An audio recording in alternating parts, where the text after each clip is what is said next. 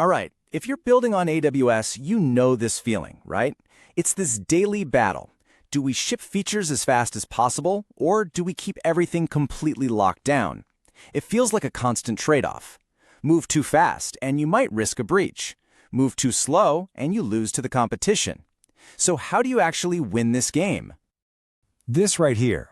This is the question that probably keeps a lot of senior architects up at night. How in the world do you build an automated pipeline that's not just fast, but is fundamentally secure from the very first line of code all the way to that final production deployment? Well, that's exactly what we're going to do right now. We are going to walk through a practical, actionable blueprint for an AWS pipeline that gives you both. You get the speed you need and the security you absolutely can't live without. So let's start with the most important part, the foundation. Okay, so before a single line of code even gets written, your security posture is already being decided. And in the world of AWS, that all starts with Identity and Access Management, or IAM. Seriously, this is square one. And the guiding star for all things IAM is the principle of least privilege.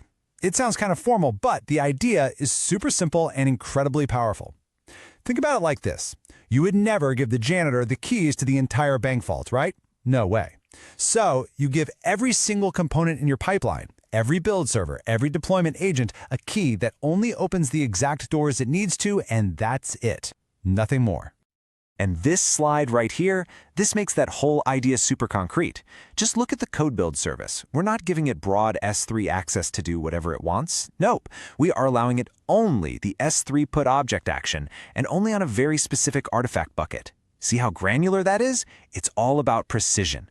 If this one little piece ever got compromised, the blast radius is tiny. It's contained.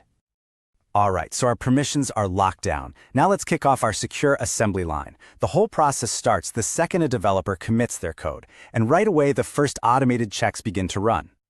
This map here shows you the whole journey from start to finish. Right now, let's focus on these first two stages. The developer commits the code, and bam, that action automatically kicks off the build process. And this is our very first chance to shift security left. You've probably heard that term. It just means we don't wait around for problems to show up later. During the build, we automatically run linters to keep the code clean.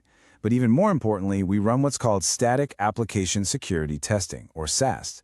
You can think of SAST as a spell checker, but for common security flaws, scanning the raw code for things like potential SQL injection. Okay, so the code's been built into a real deployable thing, like a container image, and now it enters what I like to call the security gauntlet. This is where it faces the most intense, automated scrutiny of the whole process. Looking back at our map, you can see we're right here, at the scan and test stage. The app is all packaged up, but before it gets anywhere near real users, it's got to pass this critical inspection.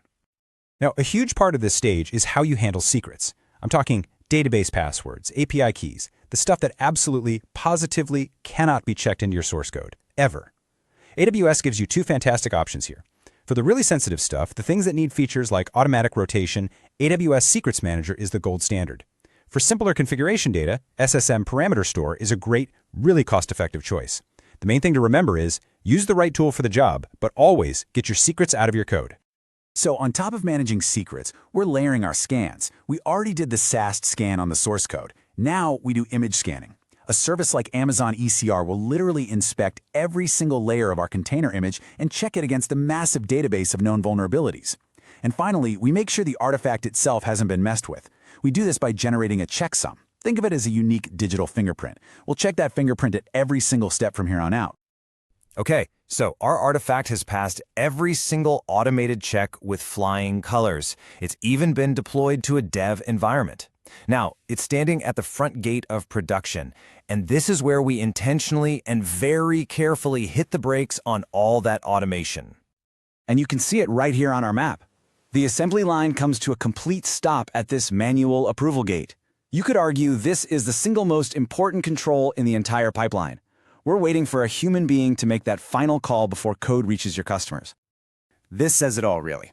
Our automated tools are amazing at finding known technical vulnerabilities. But what they can't do is understand business context, or evaluate risk, or coordinate a release with the marketing team. That still requires human expertise and judgment. So in AWS Code Pipeline, this isn't just a suggestion, it's a formal stage. It can literally send a notification to a specific person or a whole team, and the pipeline just stops. It waits until they've had a chance to review everything and click Approve.